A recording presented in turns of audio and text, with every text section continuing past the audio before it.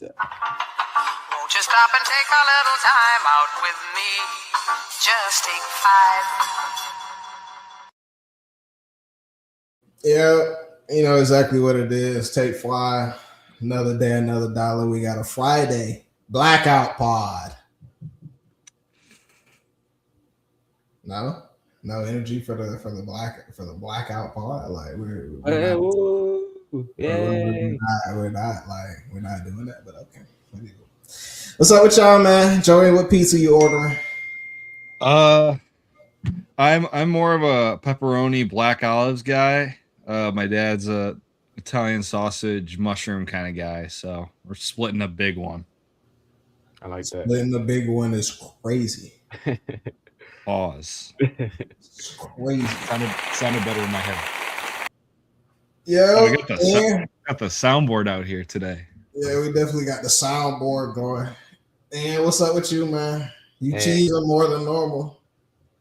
I'm into a sad sports week, man. You got to keep a smile. Yeah, what the hell are you happy about? Like, not anything. Yeah, like, it must be drugs. Like, that's the only one.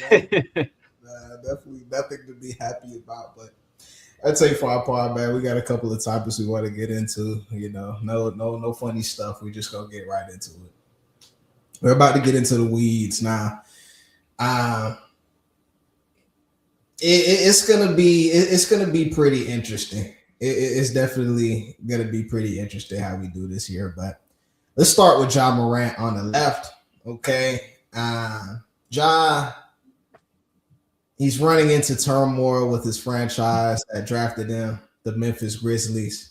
Right, it was just seen as a video out now of him, you know, arguing, having a heated exchange with a teammate at a practice with the media there, right? And when you see that, you know, he knows that narratives are going to be running with it. To paraphrase, you could hear him out in the words, "I don't mess with y'all like that." It's seeming like the writing's on the wall for his time in Memphis. It seems they're going a different direction, and that direction does not involve him. Okay, so before we get into it, do y'all believe this relationship between the team is, you know, frayed beyond repair? Or do you think that this is just simply a bump in the road? Ian, I'm gonna let you start. Okay. I definitely think it's over. I feel like Ja and the Grizzlies have been hating each other, biting at each other's neck for the last couple years with Ja's off the court stuff and his suspensions, and I don't know, the coach getting fired. There was a lot of mess going on. And I don't think Ja's he's trying to go through that right now at that stage in his career. He's trying to win games, go win championships. Like, he's definitely blowed by the situation. I don't blame him. But I definitely think it's over. Yeah, I agree. They've been through a lot the past several years. Injuries, off the court stuff, coaches getting fired right before the playoffs, offense schemes changing, you know, you name it. The Grizzlies have probably gone through it. I think his time's up. They've got some very solid young players that they can kind of hit the reset button on. Cedric Howard's incredible. He's going to be a future star in this league. He's tough. I think Jaren Jackson's value too is also at a decent amount. It's just a shame that I think his Ja's trade values kind of took a spiral in the wrong direction. Maybe Ian's Sixers could pick up Ja because they're real. They take a real liking to half man, half availables like Ja Morant. That's cold. He cold. Bro, if he has the talent, we'll take him, bro. We'll take the talent. Anywho, he said, I applaud y'all gentlemen for bringing context into the situation. We understand that this has been many years into the making, right? This has been many years into the making. This is not a new development as far as we see Ja Morant's relationship with the Memphis Grizzlies, right? And I truly believe that it does boil down to what both of you alluded to, right? When your head coach goes and you bring in a guy who has an offensive scheme that doesn't involve you. You know what I mean? Like it's not like breaking news or anything like that. You watch the way the Grizzlies played without Ja, and you watch the way that they play with Ja. It's just not cohesive, right? It's not the offense that their head coach, forgive me for not knowing his name like that, is looking to run, right? He's looking to run a lot more DHOs, pass the ball around the horn.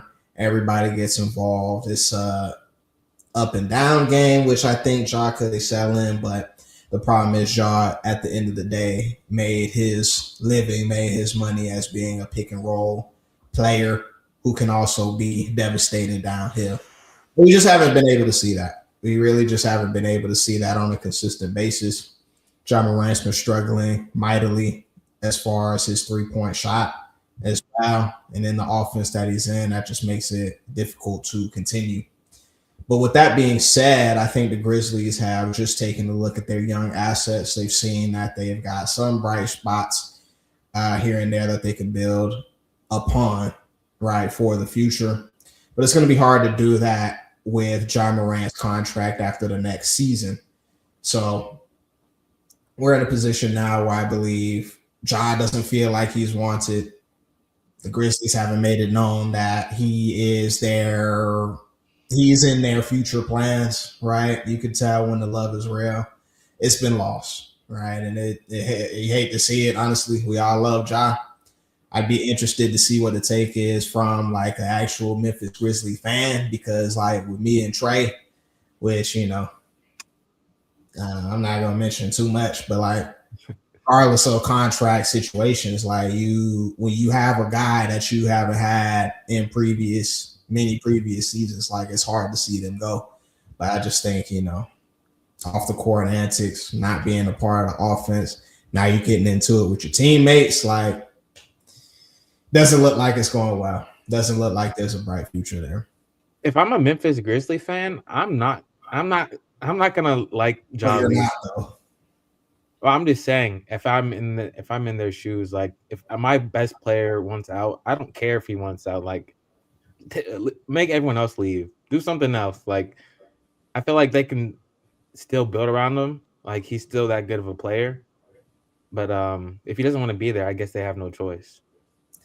It brings us to a much larger discussion, to be honest, Ian. Like, now in the NBA, we've taken good players and then we've asked, how good are they really? Right? And what I mean by that is, okay, let's think about Ja's history. I mean, once he's in, he's a devastating talent, right? Explosive performer. It's taken them to nothing but first round exits at this point in the West, right? So how good is he really? I mean, there was a time though where he was leading them deep into the playoffs against the Warriors. That's not deep. Joey, correct me if I'm wrong. I believe it's only been the first round. Like, I don't know what. I think they made one second round series. Okay. They made one second round. Yeah. You made it competitive. Pretty sure that was the year the Warriors won, right? Possibly. I think it was. I mean, and Ja got hurt. Like, I mean, I just feel like they just had chances and they just got unlucky. But like, I feel like he's been pretty successful when he's been healthy and they've had a team around him. But again, we're moving the goalposts for a lot of different guys. Joey, I'll let you get in here, but again, we're moving the goalposts now for a lot of different guys that we have in the league. Like if I brought in a Donovan Mitchell to the table or somebody like that, you tell me that, oh, you know, he's not a playoff guy. Oh, he hasn't done this, he hasn't done that. They're looking at Ja the same way, right? And we can't pick and choose who we look at like that. We just have to go by the results at the end of the day. But what's up, Joey? Yeah, I think it was the year that they won. The Warriors won, where they played them in the playoffs. But, you know, I think it's just hard. I don't think he's really done a whole lot. Like, he's led them to maybe some playoff appearances, but I think as of right now, right when his value is low and when he's shooting the most inefficient he's ever has, in his career outside of maybe the 40-point game he had on Ian Sixers. But sorry, it feels like I'm just shading Ian every chance I get. But like, You definitely are. Like, you hate the Sixers. It's okay. Everyone hates us. no, no, but like, no, but no, just to, in all seriousness though, I think, I think the time is come and passed. I think it's kind of hard to really evaluate where its trade value is at. We were talking about this a little bit on Free Play Hoops. A little bit. I did some mocks. I think a lot of them I just had were these other teams that are just desperate for some sort of star power. Wow, you really got it down. But yeah, I mean, these teams that I had down, the Clippers, the Nets, the Heat, like they're all desperate for some sort of star power in some sort of capacity. I think the Nets would be kind of an interesting fit just because I think like they don't really have anything to lose. They already want to try to maximize the amount of value they get for Michael Porter Jr. Is Ja Morant the best way to do so? I don't think so, but I definitely think that's a thing that Brooklyn would do. The Clippers, everyone's aging. Kawhi's going to be gone after next year. His contract's going to be up. James Harden's contract's going to be up. Like pretty much everybody outside of Zubac's contracts is going to be up. They need some sort of youth movement in there, and I think the only way to do so is just give up one of your unprotected picks.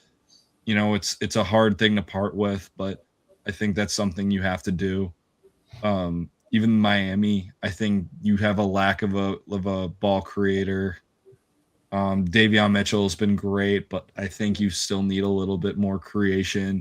Tyler Hero hasn't looked very good ever since he came back. Fontecchio is a little bit there for salary filler, but I don't feel too good about them bringing up a shooter like him in that deal. But I saw another like alternate deal where they had like Terry Rozier, Davion Mitchell, or like Andrew Wiggins in that sort of deal. And I don't think Miami wants to give those guys up, especially with how good they are this year. Those players in general, Miami's is kind of on the downward after a strong start. So I don't know. That's just what I was thinking. I like that. Let's get into what you're thinking. Go ahead. I'm gonna let you go in, but yeah, we are all in agreement that the writing's on the wall for Ja and it's time to go. So Ian, what you think? I just wanted to say I like that Clippers trade that you put up there. I think that's a great move for them, especially because I think their window's closing, like you said. Kawhi is getting old. So yeah, I think that's probably a location he would love to be in. Team that wants to try and win. Let me ask you something about that, Ian. Let me ask you something about that, right? Because again, we're playing front office now. Okay. So I checked my phone and I seen what Joey sent, right? So you mean to tell me we're gonna put out a team of Ja Morant, James Harden, Claw Leonard, right? Okay. Who they got down there? Brook Lopez. Hey man. And what? And who? I don't know. Joey, who else are we putting there at the fourth spot? Nick Batum. Y'all put Batum in? Hey man, like if you're shooting. Definitely not putting Batum in. No, that can't be. Let me look at this. Let me look at this. What do you mean? We got Big Zoo down there. That we're putting John. Yeah, what? Don't forget about Zoo. What? A backcourt of John Morant. No, listen to me. A backcourt of John Morant and James Harden. Immediate no. What do you mean no? Immediate no. That's an offense, bro. That like you can get it any way you want. Like they can all pass. Like John Morant doesn't have basketballs in the world, bro. Like there's not enough basketballs in the world for something like that. I mean, at the end of the day, it's Kawhi's show. Like the other boys are just there to assist. Get some easy buckets. Like I think he could fit well. Nah, bro. Like for me, Joey. Again, once I look at how putrid John Morant shooting from the floor, That's already a negative. But then you add a ball handler with a ball handler. But then lastly, which one of them people are going to play defense on the perimeter? Who's going to step up and guard when they needed to? Kawhi, man. Kawhi. He's going to guard 3 people. And Batum, bro. Don't forget Batum. Oh my god. But Joe, you see where I'm coming from? Like, I get, actually no, you traded away John Collins. Yeah, hold on. Let me be honest. Derrick Jones Jr., like you said. Yeah, Derrick Jones. How do you envision that working? I think the whole theory behind me making that deal, will Lawrence Frank and Steve Ballmer say, like, we're going to tank, we are going to get whatever value we can for Kawhi Leonard after him scoring 40 and 50-point games like crazy? I think he played his first back-to-back game and Lord knows how long. Like, I personally think the Clippers should just tear down and get whatever value they can out of Kawhi, James Harden. It's not going to be much, and that's where you kind of get desperate and have to give up a pick with some expirings to get a player like Ja, who's I think 26 years old, but like he's still at his lowest value. So I think they make this move with the future in mind, just to have some sort of like, sort of like exciting young legs in that rotation. Pause. I mean, Niederhauser looks good, is solid, giving you good minutes with Zoo out. This trade actually was a Bill Simmons mock Zion trade, and I think the Zion fit might have fit a little bit better with their present roster. But I think at the same time, like, I think at this point, like, you kind of have to get desperate. You have to kind of think, like, it's not even just Zion, someone who can fit with your team right now. Like, it's someone like you genuinely have like star power for the future at that point where you have to get desperate. You're probably gonna even lose more picks with the whole aspiration when that goes down. So I could definitely see Zion fitting through there. Pause. Let's move on though. And what do you think about this Heat transaction with Fontecchio Brad and Tyler Hero? I mean, I don't know. Very insightful. Very insightful. I just don't know. Like, I don't think that really moves the needle for either team. Like, Tyler Hero, he's cool. Like, I think he's a good player. I just don't. I think he's a lot worse than Ja, just as an all-around player. So I just don't really think that's a great move for the Grizzlies. I feel like they can get a lot more than just Tyler Hero. But I don't know. For the Heat, I guess that makes them like contenders, I guess. But like the East, I don't see them really competing with Ja, but that's another conversation. Anywho. But the trade would be okay, I guess. All of that aside, Joey, I'm reporting live from Florida. Okay, Tampa, Florida, to be exact. We're a few steps away from our neighbors in Miami, right? So I know Miami fans. They've been clamoring, oh, we can get Ja. We can put this team together, making the mock trades, this, that, that. If Ja Morant can't behave in Memphis, and you see what I'm saying? Let me look at you while I was like that. If he can't behave in Memphis, they're culture, bro. What? Reading about the coaching, like the vets there. Yeah, bro. They'll give him straight. What vets? Bam. Yes, Bam's gonna straighten out Ja. What you mean? Bro, settle down. Like, he's a family man. Like, Bam, like, he knows the ropes. Like, he can really teach Ja, how to be a professional for real. Like, what do you mean? Ja going to Miami is like sending your kid to military school. Like, nah, bro. Nah. That's like sending him to military school in the middle of Barcelona or something like that. Like, it's no real comparison. It's like, public school in the middle of Vegas. Like, there's just too much around you in order for you to lock in and do what you need to do. I don't think he makes it past the first interview with Pat Riley. Personally, we know what he is. I mean, What he demands from his players. Morgan, can I mention one more thing? They're running like the same offense in Miami too that Memphis is going towards right now. And so now that I think about it, like maybe Miami's interested, but I don't see the result really turning into anything crazy. Yeah, they're mid. Eric is adaptable, but you have a point though. You definitely have a point about that. The success that they've seen recently was running a no pick and roll offense, and then you bring in a ball dominant guard to murk that up. I don't know. As far as the money, the contracts are concerned, okay. I'd even throw in Terry Rozier, get him off somebody's books, right? But as far as the John Morant fit, I don't know if the Heat want that. I really don't know if they want that. And lastly, with this last trade here, it's a little bit small. It's a little bit small.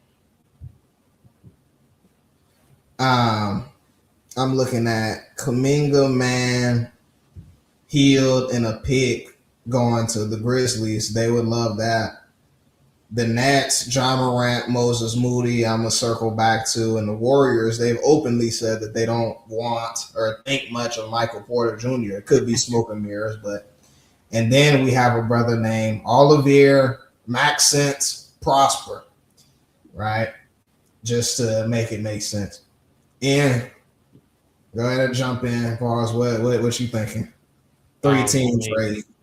Like Joey said, I think like the Nets, it doesn't really move the needle for them, but it is a move they probably make, just to sell tickets, get a superstar player in there, especially if they're going to let go of Michael Porter Jr. Like they're not going to have any future. So yeah, you bring in Ja, I feel like that helps some direction at least. But I do like Kuminga leaving the Warriors. Like he's been trying to get out of there for a minute now. I feel like he's not. They haven't stunned his growth, but I feel like he can be a lot better player in a different situation. Grizzlies definitely gives him that opportunity. A bunch of young players could really show his talent. I think he's really talented. Warriors don't really use him that well. But yeah, I think it's not a bad trade. Great for both sides, I guess, for what they want. My only pushback here with this trade is it just seems like the Nets have a lot of guards on their roster. I don't know. I mean, we didn't know on draft day what the Nets were kind of building, hoping to do with their roster. We knew it wasn't, any high hopes, but you wondered if they were looking to see if any of these young guards were going to make a wave in the league.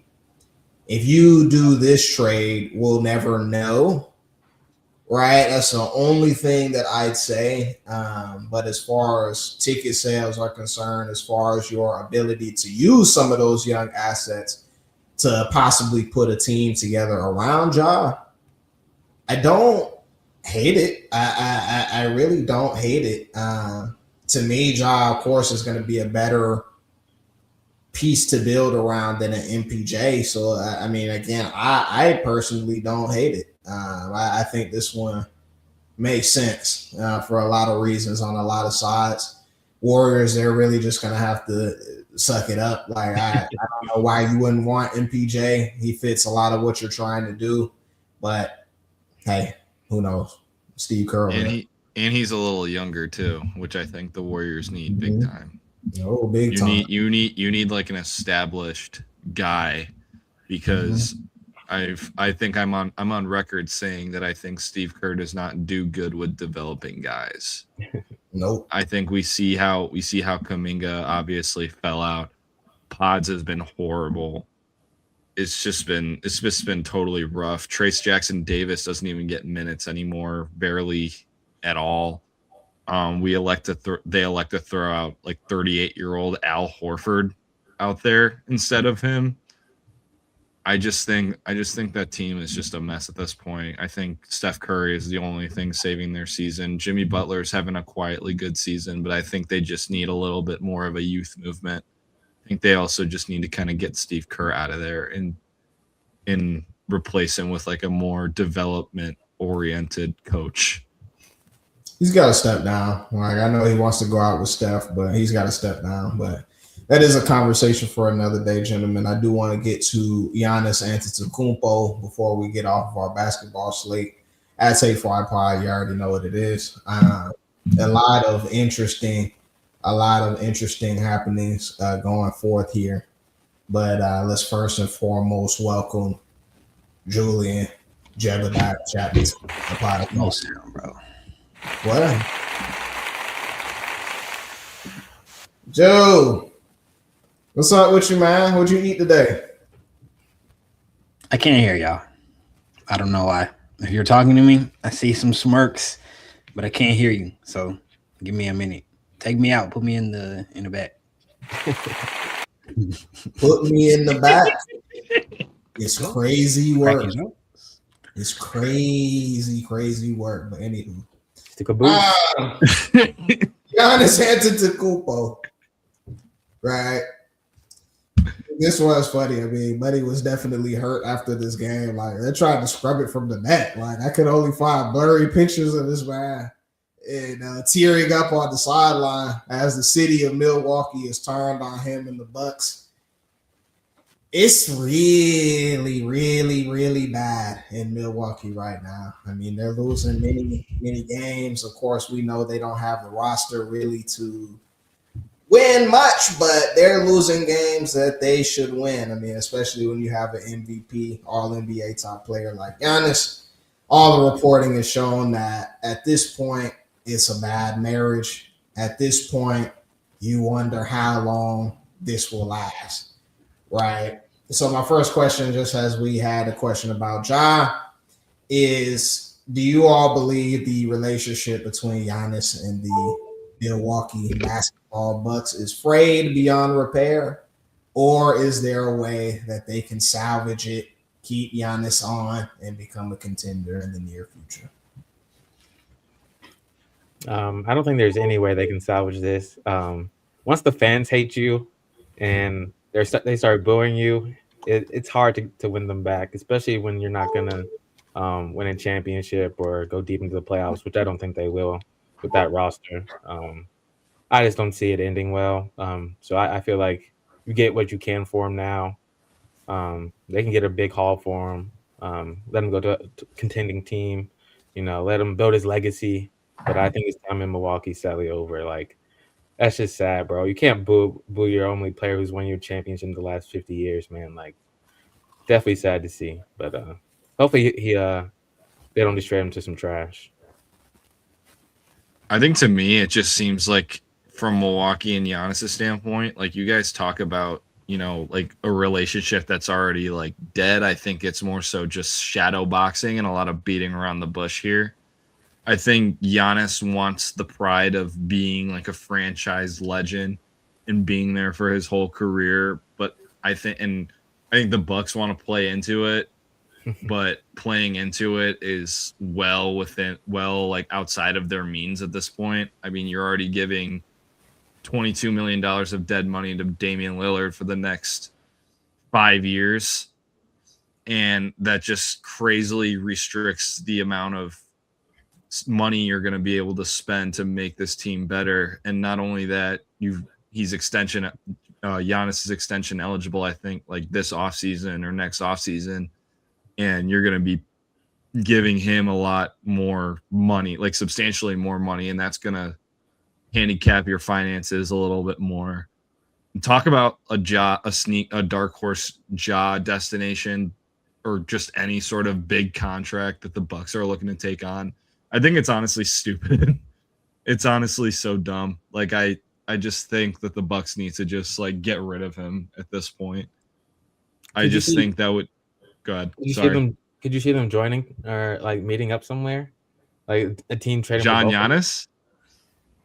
I don't know if that's ever been done before or how hard that would be. But. I just don't think so. Like I think the fit is very questionable, especially at this rate. I think the Bucks I think as well, like even if the Bucks are that desperate for a point guard, and no matter how good Ryan Rollins and Kevin Porter Jr. are, like you just kind of need to need to just like rip off the Band-Aid at this point and just like you just got to let it go. You need to start rebuilding. You need to start compiling young assets, draft picks, because you've kind of already essentially lit the assets you gave up in that Dame trade on fire when you waived him. And obviously you can't totally control the injuries and stuff, but I think at this point, like this is so far gone that they need to get it away. I know I'm on record saying that they're not going to get a whole lot for Giannis. They're not going to get nothing for him. Let me be clear. He's still a top 4 or 5 guy in the league right now, but I don't think he's going to get it like a crazy, like Godfather return for him. I think he's sneakily one of the more injury prone guys. He's not to the level of a Ja Morant, Zion Williamson, Anthony Davis type of guy, but we don't really talk about his injury history, especially in the playoffs, and he's already missed a handful of games this season. So that's true. I think especially with the extension on the horizon, there's definitely concerns there for anyone wanting to get into the Giannis sweepstakes. You think it's more of his like, you think his trade value is going to go down more because he has to sign an extension with that team, or more because of his injury? Yeah, I think both. I think those are my main 2 reasons. I think that they're not going to get some sort of like Godfather offer for him. That makes sense. Yeah, that's fair. I mean, you don't want to overpay for a dude you don't even know who's going to sign with you. So all very interesting takes. Now, Joey, I'm gonna ask you personally. So, what's my job on this podcast?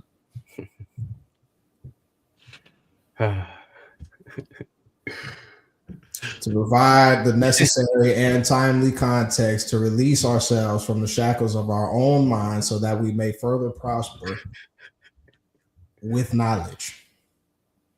Okay? With knowledge. But, gentlemen, this conversation brings me to a broader take about the National Basketball Association that we have right now. Okay? Now, my take is this. The days of the Kobe Bryants playing 20 years with one franchise, the days of the Tim Duncans, right? These guys that get drafted with one color and then finish their careers with one color, those days are gone. They're long gone for a few reasons. But they both have to do what they all have to do with the way the NBA is structured contractually at this point. There is no way to pay a guy that's reached the heights of a Giannis Antetokounmpo and then on the same hand build a team around him in order to call yourselves a legitimate contender. There's no way to do that. You're never really going to have the draft picks that you need to put together budget talent in order to reach those heights. The league is too good for that. And you're also not going to have the money on your books in order to bring in talent in order for this guy or for this team to be a champion again. It's not going to happen. Giannis is a prime example of this. We've seen many people perish. Chris Middleton, Drew Holiday, all because they could not get paid, right? What Giannis has to understand is that those days, it's one or the other. You're either going to lose, be the laughing stock of the league, which is fine. You'll keep your honor, you'll keep your dignity. You won't be labeled a mercenary like LeBron James. That's cool. Come on. Or you go to the Bucks and you say, look, we obviously can't make this work. I tried everything that I could. The city knows that I tried to do everything that I could. I know my jersey is going to be in the rafters for 20, 40 years after this, right? But I'm still in my prime and I still want to find a way to win. Can you get me to a destination where A, they can give the Bucks a return to where they're set up for the future, and B, I can compete for a championship. The Bucks would then swallow their pride because, or else Giannis would get on a podium and then throw a tantrum, and we'd all throw stones at their ownership, right? They sit down, swallow their pride, and then make that happen. It's the only way, right? It's the only way for this to work. But they're both stubborn, like Joey alluded to. It's that relationship that you're in where neither one wants to break up with the other for whatever reason. They've got to break it up and go a new direction. And Giannis has to understand that it's okay. It's not his fault. It's the league. Like, we cannot have this anymore. That's my take. Yeah, it's been like that for a lot of organizations that sell out for an old player or don't build through the draft. I mean, it's what they get. I feel like Dame Dollar was a good player, but he was old. Like, they took a shot and they missed, but now they just have to start over. There's no. That's a great take. That was all right by you, actually, Joey. Like that was solid from you. I'm not gonna lie. I was actually kind of surprised. Damian Lillard is a great example. It's a great example, right? But it is what it is. Get a load of you. But anyway, that's my take about the Giannis situation. But I did want to bring this up to you. It seems like we all agree he's got to go. But my friend actually was cooking up some trades as well, Joey. I wanted to get your take on what you think of this. Yes, he is a Heat fan. Just for that.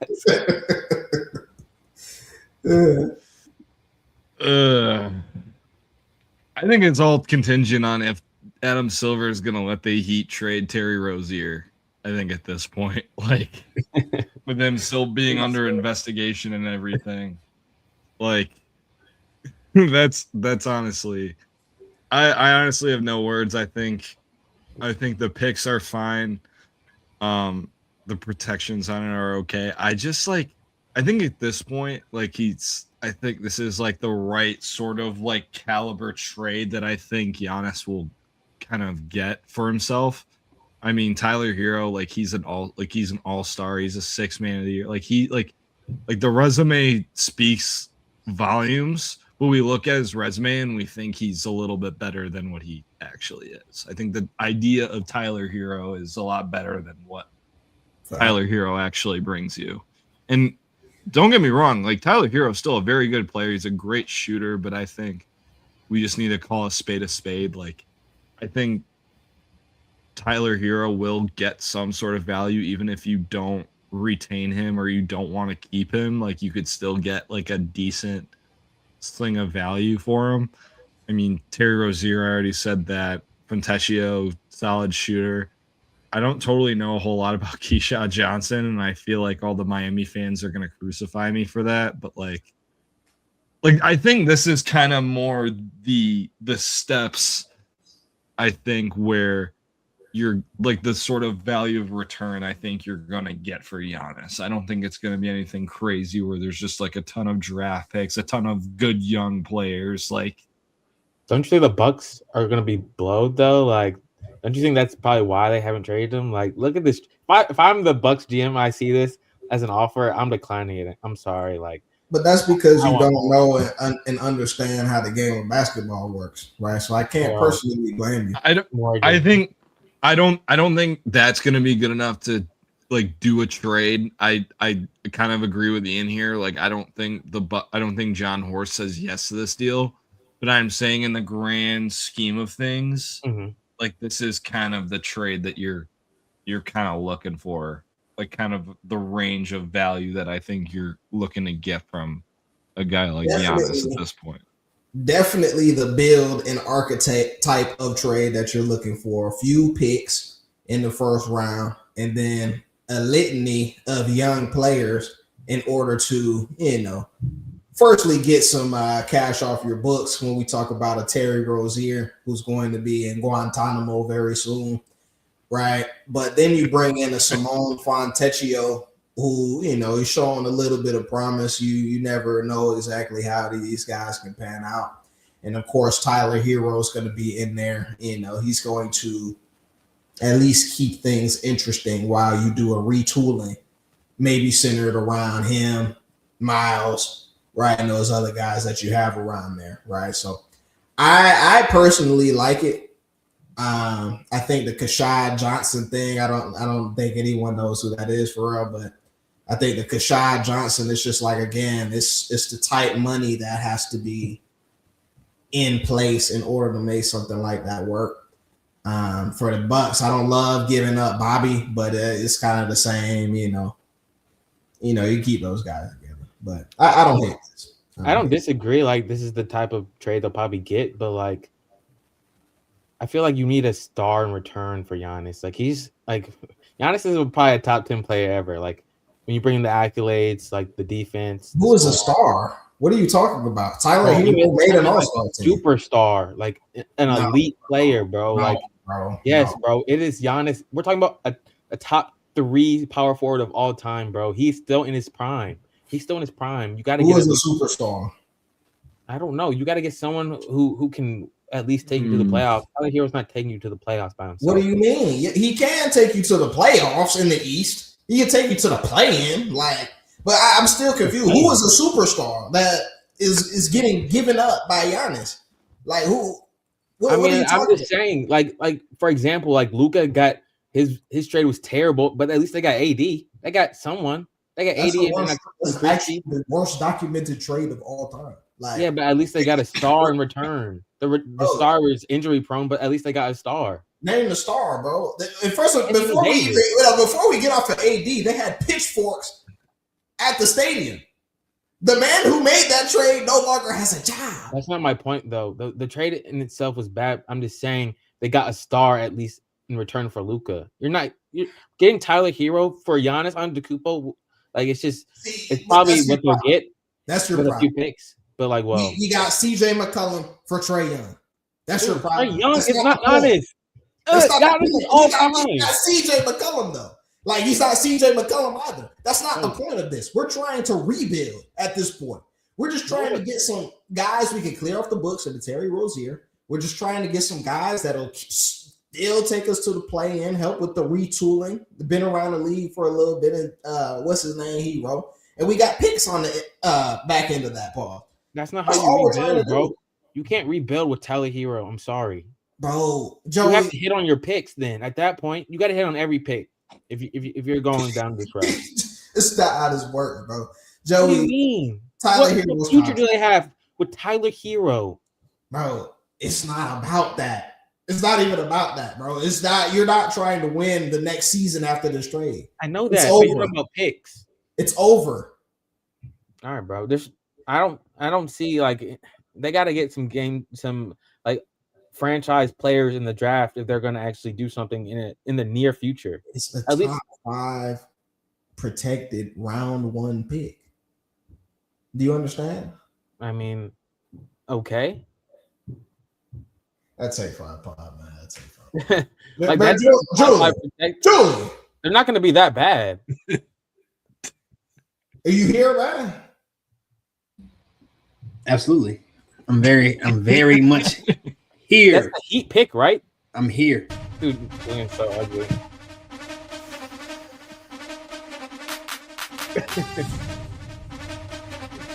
Flip it around. They're gonna be at the game?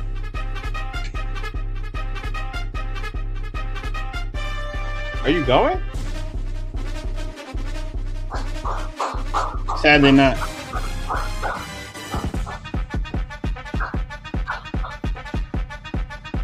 Shout out Mendoza. Shout him out. Hard. Yep, shout him out. Shout him out. Yep. Shout him out. Shout him out. Come on. That's the Heisman, bro. You think you're here to take down the Heisman? With Carson Beck? With Becky? I'd say 5, man. Should have been a better college quarterback. I'd say 5 again. I'm man enough personally to admit I was wrong. Right? There are not a lot of people out there who've developed many different excuses for why this is happening, but without further ado, ladies and gentlemen, Julian Chapman. No, I want to see y'all. Take me off of the solo. I want to see y'all. Thank you. I want to talk. I appreciate that. Anyways, man, it's here. Like, we're here. We're really here. Canes getting the national championship game at home. Right up the street. Hard Rock Stadium. Here. Y'all throw it up. Throw it What's up. the prediction? I'll get there. Let's talk about the journey first. Let's talk about the journey first, though. Let's talk about how y'all were in group chats texting me crazy for the last few years. Mario Cristobal this, Mario Cristobal that. He can't win big games. We're 7-0 against ranked teams this year. They said we couldn't go into College Station. 110,000 in the 12th man. Them boys didn't score a touchdown. They said Ohio State was 10-point favorites. In Jerry's world, I was there. I witnessed it in Jerry's world. We beat them boys by 10. Beat them by 2 scores. Silence that. Bro. Yep. Silence it. They said we couldn't beat Trinidad Chambliss, the number 1 quarterback in America. He's the best quarterback in college football. I would say so. He's tough. The best offense in the country. Sadly, them boys couldn't get it done. And we have one more. This week, you said it. Fernando Mendoza, Mr. Heisman. Number 1 pick, likely. Probably that will happen. Mr. Miami. We have Miami people rooting for him. People in the city are rooting for him. He's Mr. Cuban, Mr. Miami, right? Sadly, that's getting shut down too, man. That's getting shut down too.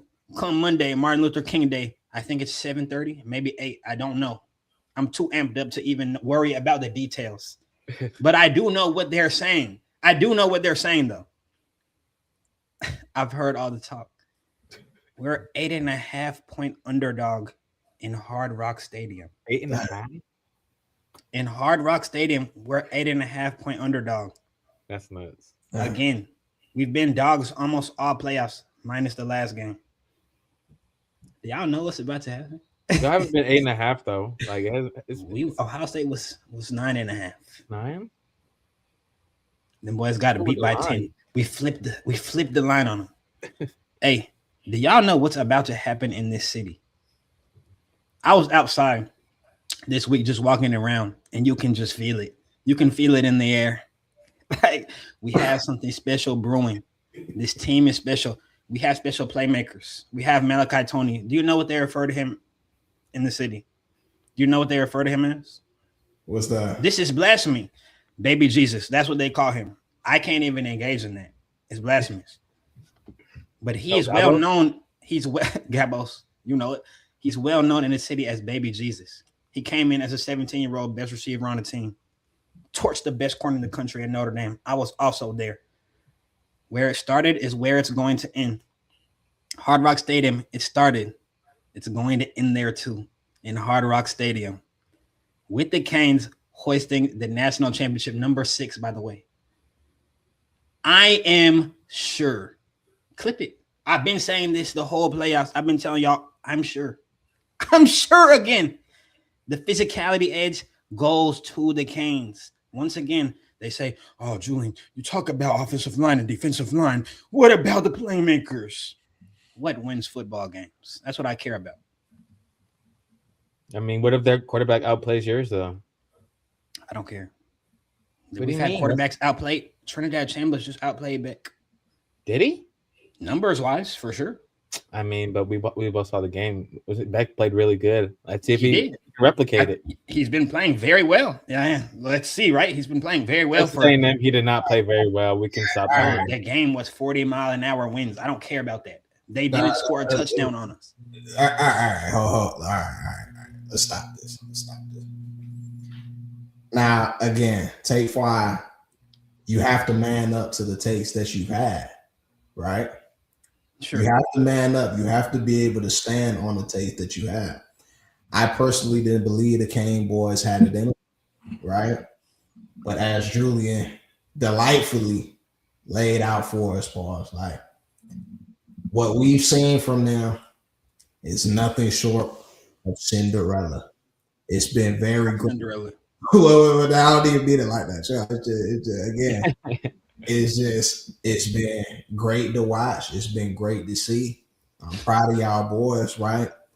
I have no choice but to root for you now. You know what I'm saying? Y'all done beat my teams that I thought I would, was gonna do it. So I got no choice but to root for them boys, right? But the job ain't finished. It's definitely not. Yeah, everything has led up to this very moment. Like you said, MLK Day, I'll be watching. Me so too. Finish that job because I don't like to come in on a Wednesday afternoon, with tears in the eyes, you ducking pod or anything like that. There'll be no ducking, believe that. Okay. There'll be no ducking. We just have to finish the job. That's all I want to say about this. Job's getting finished. Especially with the disrespect. 8.5 points in our building. We haven't been beat by over 7 in multiple years. The disrespect has been there, and it's there more than ever before. I heard that y'all was going to get hog-tied. That's what I heard. Hog-tied, right? Grasped by the horns and then stopped in place. Like, that's what I heard in your own building, right? Mm-hmm. It sounds good. In your response. It definitely sounds good until, the ball gets kicked. When the ball gets kicked off, y'all will see. That's all I have to say. I don't have to talk too much. I like to talk, though. Y'all will see. Ball gets kicked Monday night. I'm telling you. Of this team is it's not normal. We have a violent team, and that's what I love about football. Violence. I don't want the soft pitter-patter West Coast offense. I want a violent team. We have a violent team. We have an offensive line that is violence. A defensive line, one of the best I've seen in many years. And I'm not being a homer. This defensive line is like they are special. So let's see if Mr. Mendoza can stand in the paint. I don't think he's going to have a bad game, honestly. But let's see if he can stand in the paint because I don't think that they're going to be able to run the ball. I've been saying this a few weeks now. It's very hard to run the ball in Miami. I don't think that Indiana is going to have much success running the ball. If they do, they'll probably win. I don't think that's going to happen, though. So it will be on Mr. Heisman, Mr. Number 1 pick, and I don't think it's going to go well. Right tackle, watch him. Left tackle, he's given up one pressure for Indiana in the last few weeks. Watch him versus Ruben Ban and Mesidor. That's about to get exposed. I'm just letting you know I watched the film. That's gonna get exposed. That will get exposed quickly, early and often. So y'all strap in, man. If you want to make money, you know what to do. If not, y'all boys rock out. Anyways, y'all will see me Monday night, Tuesday. For the rest of the off season, I'll be talking. Y'all will hear from me. Okay? I just want y'all to know. Okay, let's get into some predictions now. So, Drew, it's your day. So the Canes roll. The Canes roll to the 6th national championship at home. We are gonna beat them. I don't know. I don't do score predictions. We're gonna beat them by over a field goal. The Canes will roll comfortably. Over a field goal. Yeah, the Canes will roll comfortably. Okay. Yeah, score prediction. Miami versus Indiana. I mean, in these types of games, the championship games, you got to roll with the best QB. I'm going with Mendoza.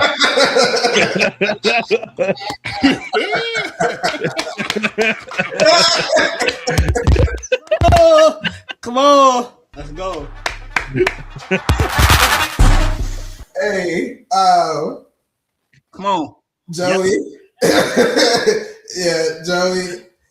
I guess you're gonna have to be careful with what you say. That big fella bit like.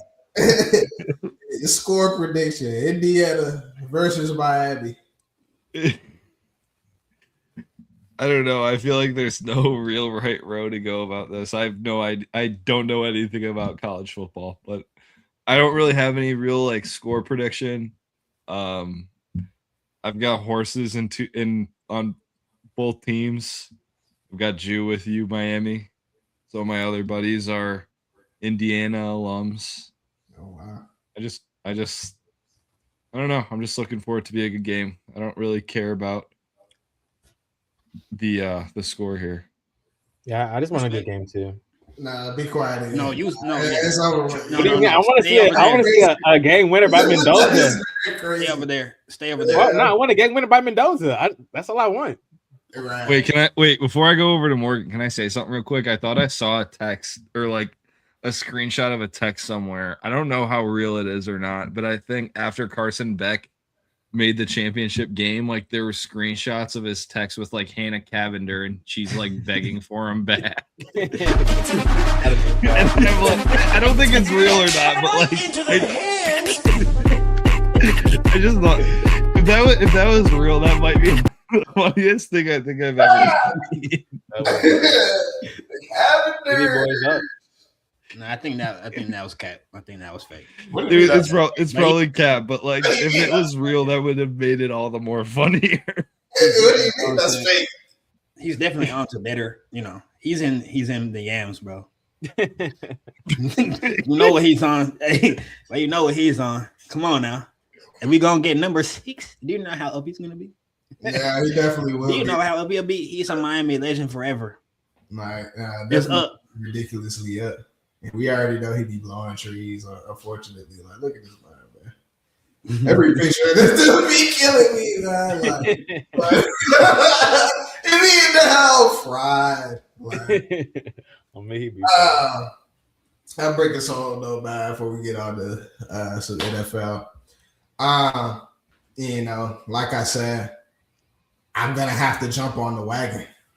Unfortunately, my teams have been already stomped out, so it's nothing I can do, right? There's really nothing I can do.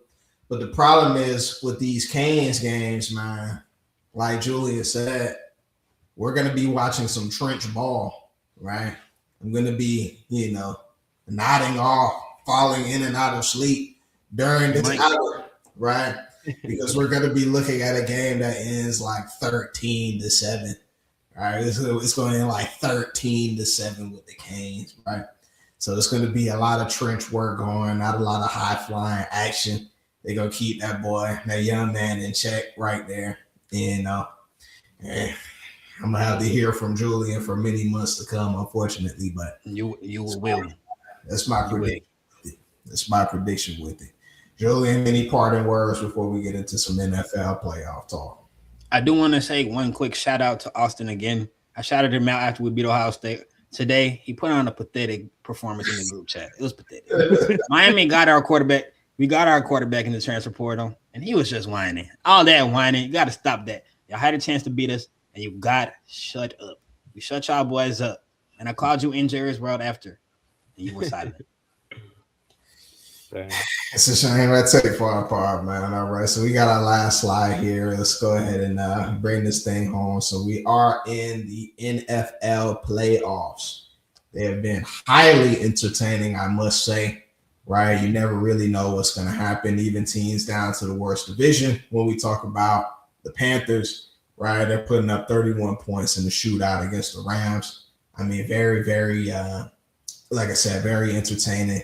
Very nice to see if you're a football fan, right? We've got some good football that we've been watching. And as I look around, I mean, it's almost like maybe the Patriots was the worst game. Maybe the Steelers, Texans. I mean, you know, there are many places you could go with it. But all in all, though, it's been very entertaining here. And we're down to our last 4 matchups. We've got the Broncos versus the Bills. We got the Patriots versus the Texans. Hawks, 49ers, and the Bears and the Rams. So before we get into these matchups here, what was your favorite game and why?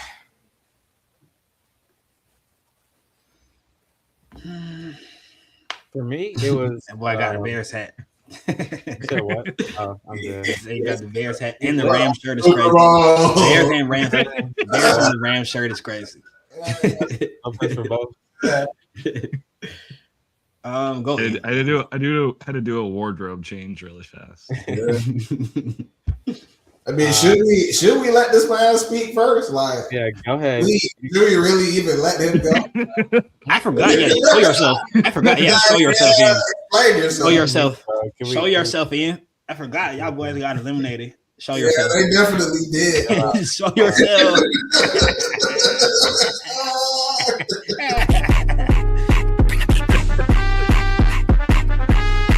Can't go to Super Bowl every year, bro. Can't go to Super Bowl every year. It's not realistic. Go ahead, Ian. I'm listening, bro. What you mean? I mean, we can't go to Super Bowl every year. Like, we have the defense too, for sure. That was really saddening to see that we wasted that all-time defense. But it's just the offensive coordinator. Like, the plays weren't the best. There's a hitch route on literally every play. Like, it's just too predictable. Couldn't even run the ball with the best running back in the league. Like, that's how you know something's terrible. I mean, yeah, we were stinky. The offense was stinky. Like, I won't lie. It was really sad to watch. Wouldn't even have Jalen run the ball. Like, it's just an awful, awful, awful game plan. You know who y'all interviewed today for offensive coordinator? Yeah, I know. I saw Zach Robinson. I almost That crashed boy up. Z-Rob. Y'all interviewed the offensive coordinator. Anyway, he's not gonna get. He's not a real candidate. I think He would actually turn y'all's offense up. I'm not. No, anyways. But yeah, the best game I guess was the Panthers Rams. I felt like that was a close game. I thought the Rams should have lost that. But Stafford had a good last drive. So I guess the best team did win. But I thought they could have lost.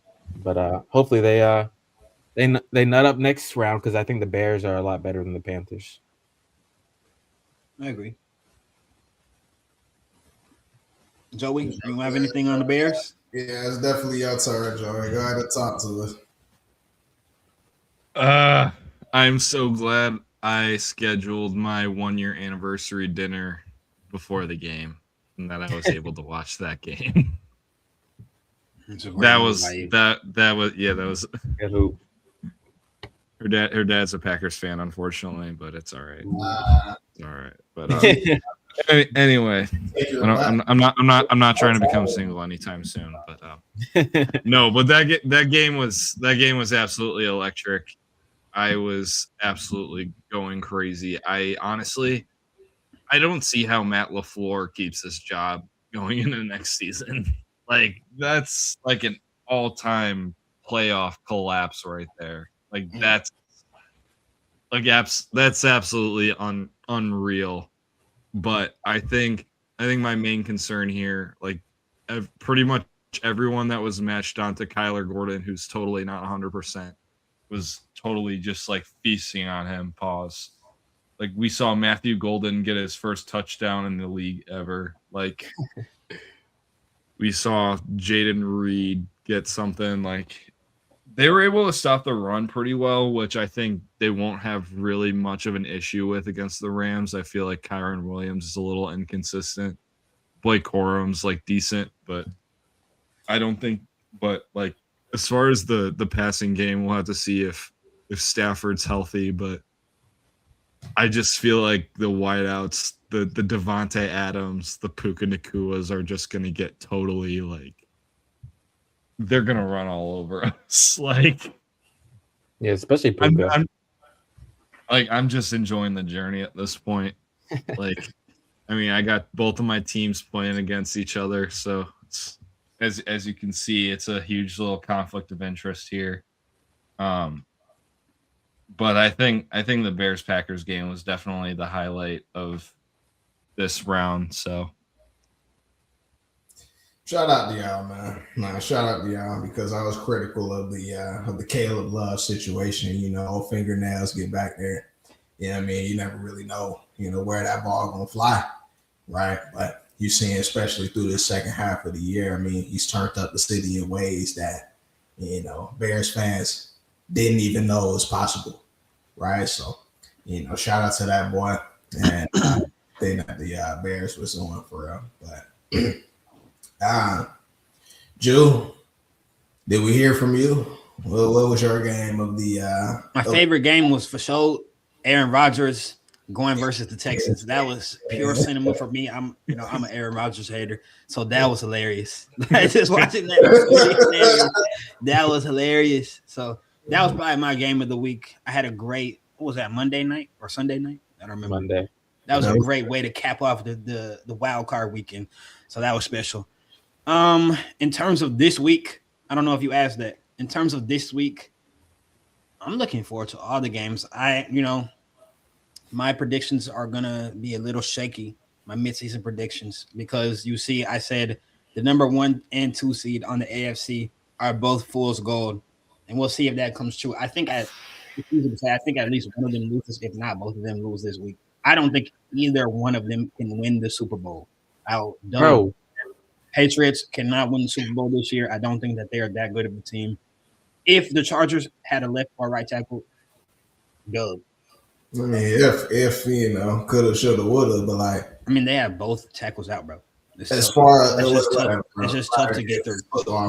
They didn't look that impressive, bro. Even facing a beat up Chargers, and then the Broncos, they haven't played yet, obviously. Maybe this is true, but that could go into their favor. I don't know. What's the line? What's the line on this game? If we want to talk about making money, the Bills are mediocre, but I still am rolling 1.5.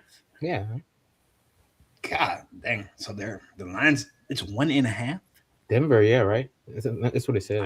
It must be. They're at home in the number 1 seed. Wow. What do you mean? Why are you surprised? That's no respect. 1.5, bro, for a home game. I mean, I guess. It's the Bills. You're killing me.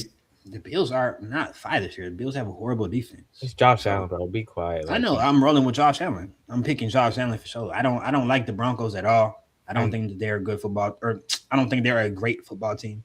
They're a better team than the Bills. They are a better team. I just don't think they're going to play better on this Saturday, Sunday, whatever day that is. I'll be shocked to have 150 yards passing. He may and win, so we'll see. He may and still win the game. Didn't they eliminate them last year? Was that them? I think so, yeah. Two-peat. Repeat. Hey, before we get too deep, pause. You mentioned this Steelers and Texas game. I understand they put up a 30 spot on Rodgers and them. I understand Mike Tomlin had to step down as a head coach after this, right? I understand that Aaron Rodgers' career is in jeopardy and he might be on the couch next season. Did the Texans look that impressive aside from the defensive side of the ball? No, but that's where they hang their hat on. Like that's what they hang their hat on, the defense. So it doesn't matter. The Steelers have no offense. If you're turning the ball over at a high clip. No, I mean it was really bad offensively. I don't think that they're going to replicate that offensive performance either. Like did he fumble like 4 times? Bro, they don't have Nico Collins. 3-4 times. It's tough, but I think they'll be okay. The defense is really like that. And Drake May is good, but I don't think he is yet like that yet. Right? I think they're going to be really good next year. So this year, I won't be surprised if they get bounced out. Texans are okay, but I don't think they'll go to Super Bowl regardless if they win this week. But listen, Julie, I need you to hear me though. The amount of mistakes that were made by the Texans, I agree, was insane. That's not their identity this season is playing clean football, right? Except versus good teams, they don't play clean at all. Drake May turns it over every game, at least once or twice.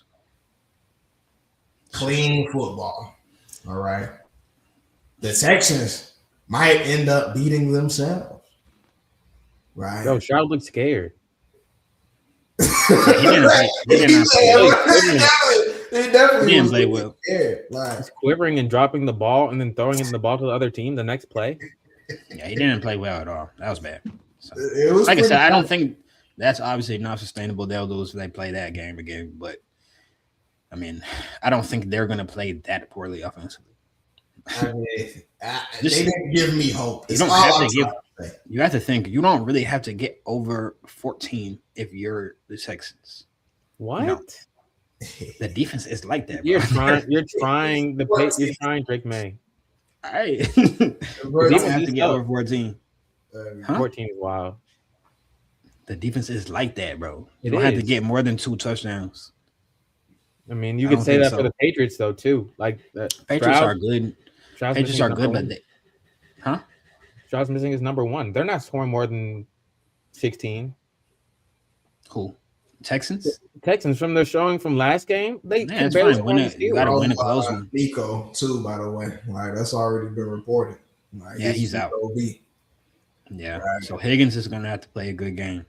Like, I mean, again, like I don't have as much hope as you do. I know your take is mostly based on the misgivings of the Patriots, but like the Texans are not a perfect football team by any means. Defense wins championships. They're not a perfect team by any means. So I personally believe the Patriots coming out of that one, but we can get into some picks now. Right? In Texans, Patriots. Yeah, I got the Patriots. Even though I think the Texans defense will make it close, I just don't believe in Stroud or that offense. Yeah, Stroud is not that. I don't know if he's that guy we thought he was at this point. I tried to tell Julian that early in the season. That was one of those takes of mine, but that he refuted. However, we'll see if it kind of comes to light and what happens from here. Joey, that was not a take, but okay. What was the take? What it was about the Texans. It was about how bad the Texans were, and I told you that they were a good team. Go run it back. Run the clip back. You believe that? Wait, no. I didn't say anything about Stroud. No, you probably did, but I'm saying the whole take was about the Texans, and I told you that the Texans were a good team, and look at them now because they were 0-3. I'm pretty sure. I mean, I probably did, right? Like, Anywho, Joey, Texans, Patriots. Any thoughts? I got the Pats. I'm very skeptical with this Texans team outside of their defense. Not too big of a fan. The Patriots defense is also like pretty solid too. So I think they'll really get the upper hand in that sort of matchup. So I got the Patriots in this one. Bills, Broncos. Drew, you said you rolling with the Bills, and John. Ian, I believe you said the same. No, I got Broncos. Oh, is that so? Yeah, they got the best defense in the league. I've been told Drew since the beginning of the season. Or second best defense. They're not better than the Texans. My bad. Okay, my bad, bro. Second, dang. But the point is, still very elite, and Josh Allen's gonna crumble once again. He usually plays well in the playoffs, but he's gonna crumble this time. You're an odd person with the Josh. Like that's a weird He's hoping for it. No. You can tell. He's praying for it. I'm not. It's just already gonna come in. It's built in. It's just in him. An interesting hill to die on. Is dying on Josh Allen's gonna not perform. I don't understand that. Julie, he doesn't want Josh Allen to perform because we have. He wants to prop up. Yeah, he wants to prop up. We have Jalen Hurts back there. Not what he'll be. You used to be. You know, it's crazy. Before Jalen won a Super Bowl, he was never like this. Now Ian feels obligated to push down the other good quarterbacks because Jalen's like right underneath him. Ian used to be talking. Ian used to run around his basement squealing, talking about Joshy. What? Used to say that. What? Joshy. You used to say Joshy. Bro, I've always hated Josh Allen, bro. I've always hated Josh Allen. I've always hated Josh Allen. I've always said he was turnover prone. Joshy. You used to be talking about Joshy. Factual. Oh, you're wild. He's capping for the camera. He's capping for the camera right now. Bro, I've always said he's a turnover machine. I've never thought he was that. I've always said he's overrated. So that is weird to me. Maybe he was on my fantasy team. Maybe one time, like he was turning me up, like for sure. But like, I've always thought he's overrated. That point you made about me pushing down the other quarterbacks, that might be true for like Lamar and like Patrick Mahomes, and like, but like they don't be doing the stuff that hurts you. Especially Josh Allen. This is all very weird territory, Joey. You're shameless. This is very weird. That is Joey, crazy. Who factual. Broncos or Bills? I think it's gonna be really bad if Josh Allen loses. I gotta go with the Bills here. Real quick with the Josh Allen part. I mean, again, you look around, you look at these quarterbacks that are left here. One would argue that he has the most talent out of all of these quarterbacks, right? We want Josh Allen to be able to win in this type of scenario, right? He got banged up in the last round. We know he doesn't have the greatest offense in the world that he's working with, right? However, we want him to rise to the occasion. This will be still a difficult run. These are difficult teams to get through, right? For his legacy, as far as his legacy is concerned, he has to make a name. So we're gonna roll with Josh, right? And see what happens. But let's go on the other side of things here. We got the Seahawks, we got C-Mac, and the 49ers. What are we thinking? I'm going with Seahawks here. Again, defense, I think, just rules. 49ers are battered. I don't even know how they beat us. It's so sad. They really have no one on offense. They're going to have to run through CMC, which I think will be stopped. So it's all on Purdy, but yeah, I think I got the Seahawks. It's always bigger than football for you, isn't it? What do you mean? All right, you shot me. Joey, who you got, man? I feel like this game is actually hard to pick because they're divisional rivals.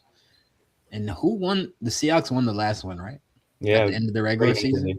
Yeah, they beat them pretty bad. But I feel like if Brock Purdy plays a clean game, they have a good chance. So I honestly don't know who to pick. I'm gonna lean Seahawks because they're at home. And like Ian said, I mean, just being honest, like Ian said, they're really banged up. Losing George Kittle's major. That is horrible. So I think he didn't play in that last game either. So if it's going to be a repeat of that, I'll go Seahawks. Like in the last game of the regular season when the Seahawks and 49ers matched up, I'm pretty sure he sat out. So I'm leaning Seahawks. See, Joey, this is interesting to me because if you could roll the tape back, right, there was a lot of shock and non-understanding when I had the Seahawks as a dark horse team. I watched them personally, right? I watched the boy Jigba running like an antelope, right? I watched him with my own eyes. Like, I watched him hoop. You see what I mean? So, again, that's my dark horse team. They're going to go further than we think.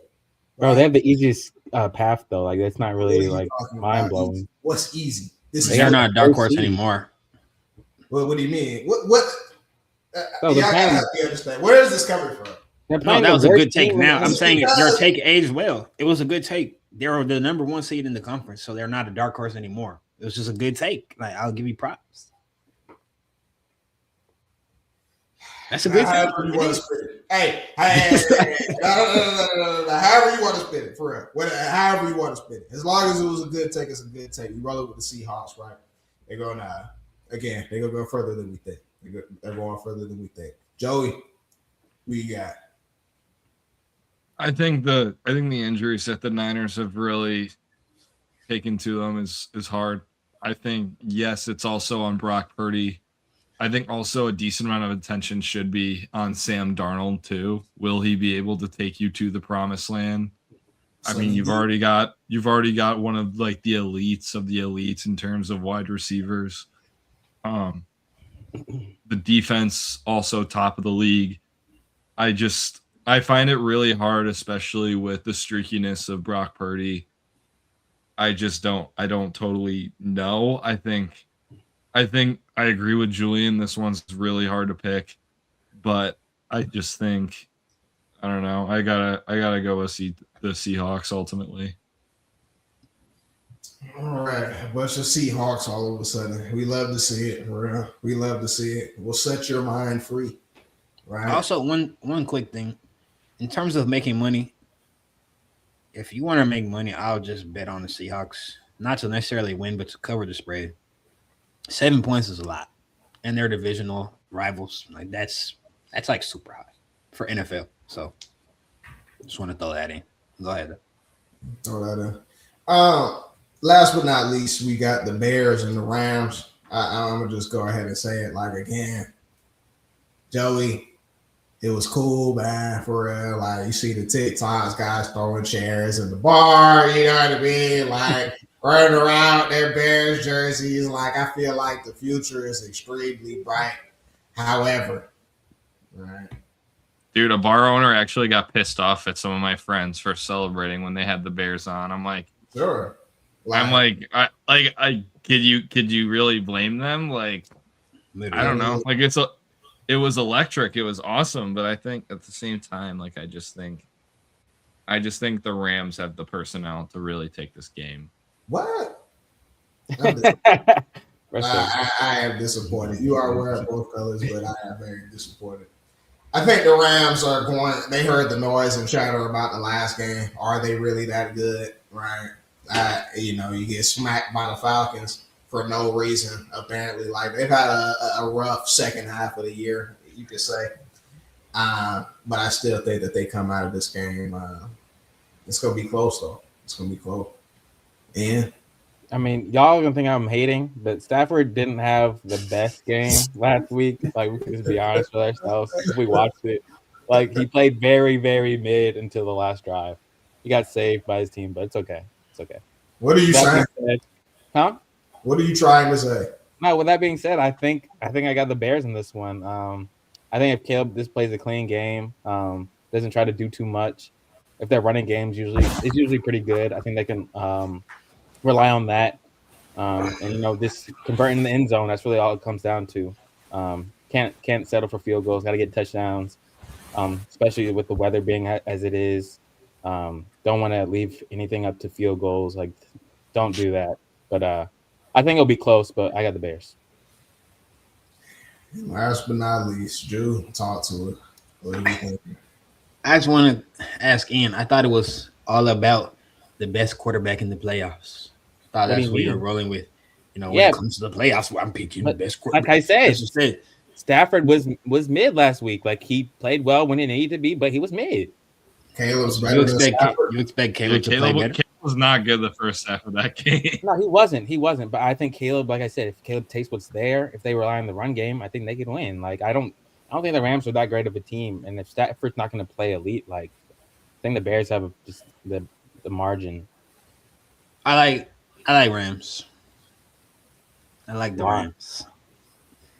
I just think they have dogs, bro. Like that offense is very hard to stop.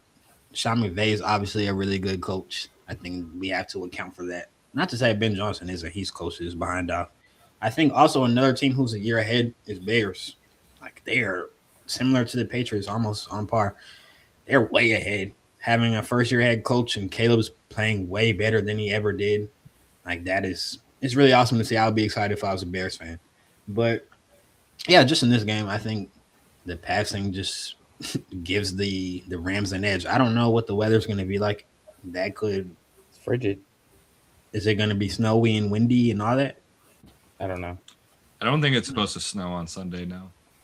Okay. Well, but it's going to be cold. I believe it. If it's normal conditions, I think that the Rams will roll. I like Puka a lot. Devontae Adams has been elite this year too. I think the running game will probably run up pretty well, actually. With both of those backs, they do a good job with the tight ends too. So I don't know. I like the Rams. I think they're going to win the game, and I expect Caleb Williams I expect him to play okay, but I think that he'll like turn the ball over first half or something like that, and they'll cost him. So.